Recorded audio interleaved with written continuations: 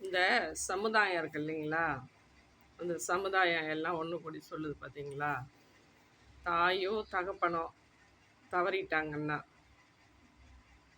அதுக்கு காரியம் பண்ணுறதுக்கு அவசியம் மொட்டையடித்து ஷேவ் பண்ணி பானையில் தீர்த்தத்தை கொடுத்து 3 முறை சுற்றி ஓட்டை போட்டு அந்த கடமைகள்லாம் பெற்றவங்களுக்கு செய்யணும்.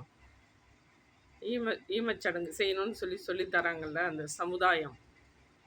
அந்த சமுதாயத்தில் உள்ளவங்க அதே தாய் தகப்பனை வயசான காலத்தில் நல்ல முறையாக பாதுகாத்து அவங்க வயிற்றுக்கு நிரம்ப சோறு போட்டு எங்கேயும் தடுமாறாமல் முதியோர் இல்லத்தில் விடாமல் ரோட்டில் பிச்சை எடுக்க விடாமல் பத்திரமா பாதுகாத்து சாப்பாடு போடணுன்னு அந்த சமுதாயம் ஏங்க சொல்ல மறந்துடுச்சு.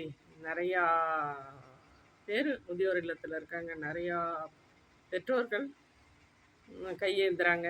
இதுக்கெல்லாம் காரணம் என்னங்க? நல்ல பிள்ளைங்களை ஈன்றெடுக்காத தாய் தகப்பனுக்கு அது எதுக்குங்க ஈமச்சடங்கு செய்யணும்? தேவையில்லையே, யாரோ செஞ்சுட்டு போயிடலாமே. இதுலேருந்து தவறினவங்க, பாதுகாக்க தவறினவங்க இந்த சேவைகள்லாம் செய்யணும்னு அவசியம் இல்லைங்க. சமுதாயம் இதை முறையாக கடைப்பிடிக்கணுங்க.